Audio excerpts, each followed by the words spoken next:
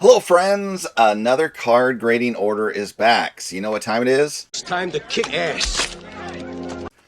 Time for us to put on our tuxedos and check out my latest SGC order, and this one is packed with some special stuff as this was my first opportunity to drop off cards in person here at the Portland Front Row Card Show that they had at the Oregon Convention Center last month, and I've got some really good stuff to see, so stick around, check it out. Let's see what you got. Hello friends, I am John and I am the 3D 80s kid.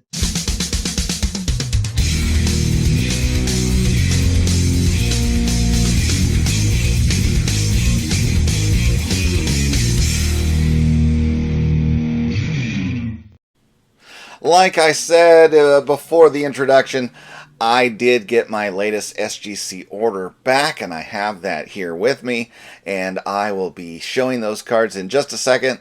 And before I did send them in, I did record some footage prior to sending them in. A few of the cards were raw that I did.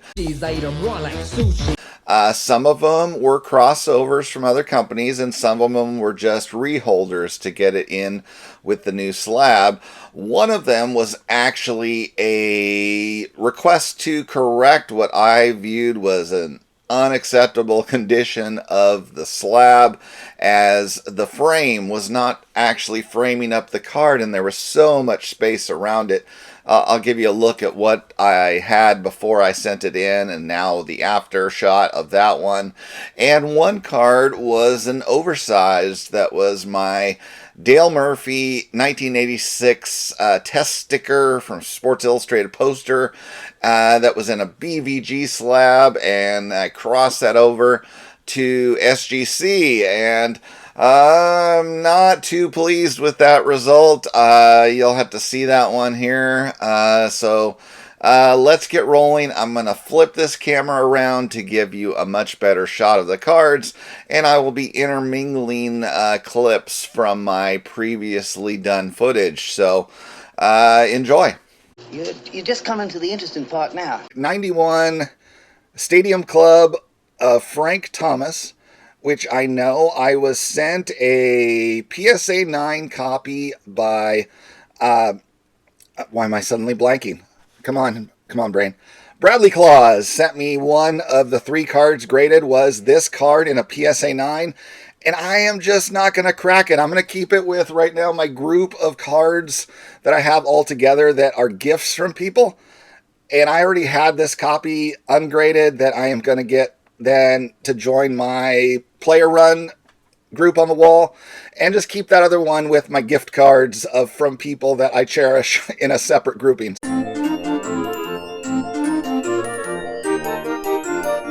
First up was the modern card of the order. This 1991 Frank Thomas got an 8 with the little touch up on the corner. It's not surprising. Yeah, I know. Brad 8671 gave me a nicer PSA 9, but this one will do the job just fine. It looks great on the wall. Can't see the white tips on the corners from my desk chair, turning around admiring it. So, great looking card. A 53 Bowman color Mini Minoso to be my second Bowman color card on the wall, and my representative for him in my Hall of Fame player run. Gotta love this classic pose of his.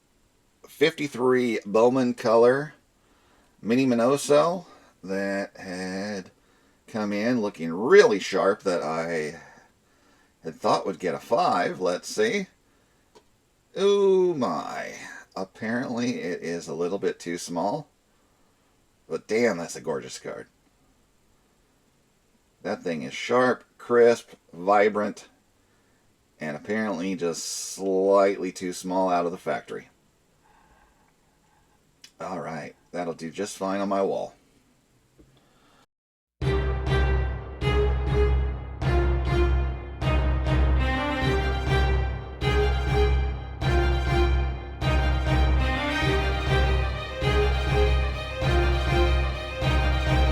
I've got a 1959 Bill Mazeroski to go alongside my Frank Robinson as my representatives for the 59 top set. Great shot of him on here. 59 Mazeroski is up next. That has a really pretty sharp looking card that I was guessing would be a 6. And that one has gotten a 7. Wow. Excellent. Excellent. It is now my highest graded 50s card, and I think higher than anything I have in the 60s as well. You'd have to go all the way into the 70s before I have a higher graded vintage card. Look how glorious this one is, and crisp, and color, and vibrant. Gorgeous addition to the wall. My new second representative for 65 tops, and that is going to be Richie, aka Dick Allen. And also, I realize I don't have any representative on my wall of a Rookie Cup card. So there we go. Now I've got one of them on my wall. Not his rookie card, right? Because he was in a combo card in the 64 set. But there we go. Great card here of Richie Dick Allen. 65 Dick Allen, and here Richie Allen. That, you know, was a little touched up in the corners and had some sort of smeary thing going on the back. But the front looks gorgeous, and I don't care if it's probably going to get like a 3 grade because of the stuff going on the back, because it is beautiful. And let's see what they gave it. In fact, it is a 3. All right. Nice with the rookie trophy there on there. My only example now in my vintage cards. Beautiful shot on the front of this. So, great addition to the wall. Found a really cheap deal where it's a really nicely centered copy that looks like it, you know, it's a GMA4, which, you know, inspecting this, I suspect it could actually cross to an SGC4 probably, but a really nice looking copy that will work for now my pairing of 63 cards to go along with my Jim Cott for my 2 copies of a 63 tops. Billy Williams, that was the GAI slab, or was it GAI? I don't know. It was a hokey grading company that looked like it was a valid 4 to me in their slab.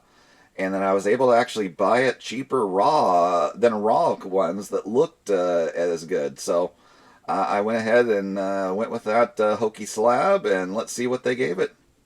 It is an SGC4. They directly crossed it over. Nice. I thought it was a nice looking card, and there we go. Validation. Nailed it! I had this more recent pickup from a REA auction of this 34 to 36 batter up Dizzy Dean in the gorgeous pink, and as you can see, this thing is just amazing condition. If you see a little weirdness on the this area down here, it's actually a scuffing on the slab, which, you know, we're getting it reholdered thanks to the old label, so that will be gone. And this thing looks like you could shave with this card. And that's why the beard. And why it gets a 1.5 then, you wonder? That is because it has got this on the back stuck to it. It is sort of that black velvety paper that was in old scrapbooks, photo albums type thing that is stuck to it with glue. So there we go. It had to get some kind of 1 thanks to that occurring, even though these are blank backs. And they gave it, you know, the 1.5 because that's what SGC does when it's a higher eye appeal. They give you the you know, they knock it down to what the technical grade has to be with condition, and then they give it a little notch up for a high eye appeal. So, one of the most beautiful 1.5s I think you'll see in this card. So, love it. Just a reholder here situation, where this one was getting its grade because the little fuzz stuck to the back from a scrapbook, and gave it, restricted the grade because of that into the 1 or 1.5 territory. And it still has a 1.5, but now in a newer slab. Still just a gorgeous looking example of this Dizzy Dean batter up card. I love the color on this one.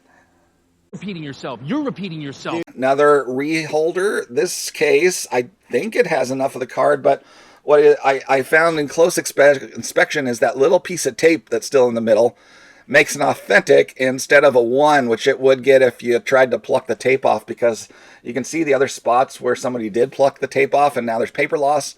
So whatever, authentic or 1, it's either way, it's only around $100 card. So and that is a 1921 Oxford confectionary of Dave Bancroft, and it looks like they have evidence of trimming. All right, so FYI, I think I got this one for only $90-ish, something like that. Not, I think it might have been right at exactly 90. So, still, nice looking example of a card from this set to me. So, I will take it. I mean, I knew it was already authentic with it having tape still stuck to the back from it being put in a scrapbook. So that was guaranteed to still be authentic. Wasn't expecting evidence of trimming, but doesn't matter to me. With as few of these as exist, I will take having the card. Next is another reholder with an old slab, and also an E220. This one would be Frankie Frisch. So that one will just get refitted with another authentic label, since I'm thinking it's missing a little of the card to get a number grade. This one was from the E220 set, the Frankie Frisch, that was also in an authentic slab. So it should still just say authentic, and we'll see if there's any other explanation there. And it is, oh, that is unexpected. Expect the unexpected. Reholder where they changed it from authentic to 1. That's a first. Interesting. I was not expecting to see that happen. So, it doesn't matter to me either way. I think this was a case where I spent $100 on this one, because the E220s are a bit more scarce than the other set that I just showed, the Oxford. But, yeah, nice looking shot on that card, and of course, it's got a funky cut to it with the photo, which is very common in this E220 set. A similar situation, just different orientation with my Rogers Hornsby example that's still at SGC in a newer order. So, original audio on this clip is completely useless and off topic. Basically, this hand-cut strip card was cut a little too short on both sides, and I fully expect an authentic min size.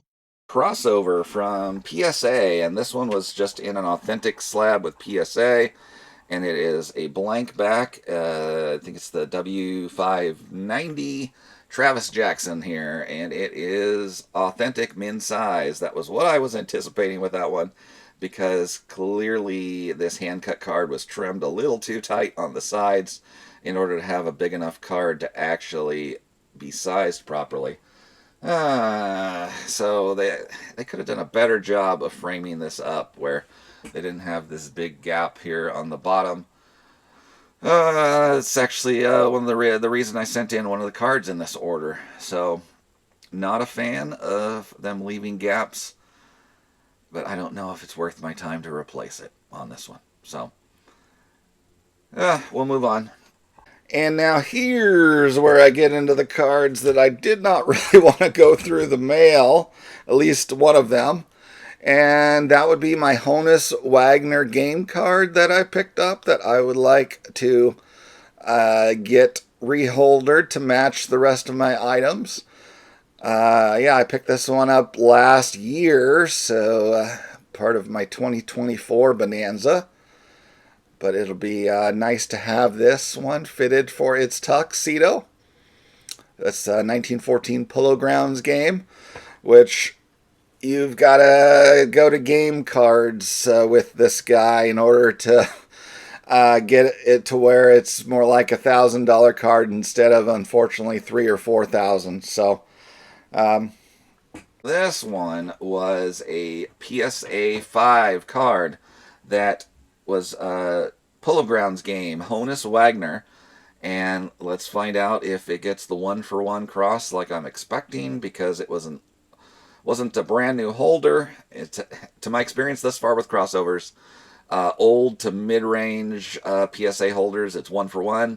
The ones from the last few years, I seem to get a higher grade with SGC. So let's see. It is still a 5. There we go. My Honus Wagner Polo Grounds game card from 1914. Love it. Only missing one of the inaugural 5 Hall of Famers. So I didn't capture any video of the following card here, but as you can see, it was a completely opportunistic purchase from eBay with a glorious front and opportunistic with the back damaged former scrapbook, giving it a 1 grade, and I just love it. But what I don't love is how SGC slabbed the card. As you can see now in this photo, there is a huge gap around the card between the card and the frame, and the card's not even straight in the slab either. So I felt the need to get this corrected because when it looks good with the frame, it looks spectacular. And when it looks bad, it's hard not to see anything else. All right, my last regular sized card was the one that I was getting reholdered because it looked so poor with the massive frame around it, which I guess you just saw because I showed the clip. And here we go. This is now the card. It looks so much better, framed properly. Still obviously a 1. But interesting that just getting it holdered when it was already in a new slab, they still changed the cert number. That's was not expecting that to happen, so I guess it's part of their process with reholders to automatically redo the cert, so I guess they didn't have a choice probably, otherwise they'd get off process. So love this pickup with the opportunistic back damage from being glued into a scrapbook and having a gorgeous front of the card. Love it. This guy here will finally get to have Dale Murphy on the slab and not Dale Murray. Yay. And it will become the first graded copy in SGC of this particular item. They've graded a few of the Jordans and then a few other assorted figures that were contained within this multi-sport set here. So, oversized Dale Murphy that was in the BBG 9.5. And now it is in an SGC holder, and what the heck, they did a horrible job of framing this up. It is crooked, it's got a big gap. WTF, man. Alright, so now what's the grade? It is, wow. Apparently, they grade these a lot differently than BBG. I don't know, is SGC harsh on super paper thin items? Because that's what this sticker thing is. It's really, really thin inside that slab. And BBG gave it a 9.5, which is a gem mint, which if it directly crossed, it would be a 10 in SGC. And it is a 7, essentially 3 grades lower. Damn. I mean, I'm not selling it. This is nostalgia overload for me, as this was the poster that hung over my bed throughout my childhood. So I'm never selling this. I'm going to die owning this card. So the grade change doesn't matter in the slightest to me, but it's still kind of shocking. Okay. Not only that, look at that. There's like fingerprints on the internal baggie. Seriously? Look at how those are very visible fingerprints within the baggie inside of the slab, because those are not on the outside of the slab. That's on the baggie. Crazy. Since recording this, I did engage with the SGC customer support, and they have agreed to fix it and told me to send it in with my next order. So I will be bringing it with me to Chicago and returning it to them to fix for free when I turn in my next SGC order. So there you have it. The cards in my latest order. I was close to being fully satisfied. Close only counts in horse grenades. Please, SGC, do better. But everybody, let me know in the comments, were there any particular highlight cards for you that you love? You know, anything you got for feedback. I love to interact down in the comments, so drop on by down below. Stop the begging, man.